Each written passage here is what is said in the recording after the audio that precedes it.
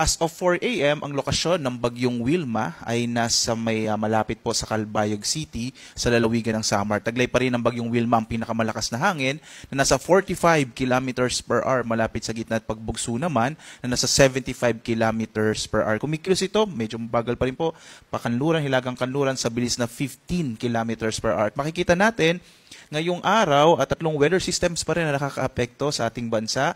Ang northeast monsoon o amihan, partikular na dito sa may northern part ng Luzon. Ang shear line, ito po yung mga kaulapan na nakikita nyo sa may silangang bahagi ng Luzon at ang bagyong Wilma.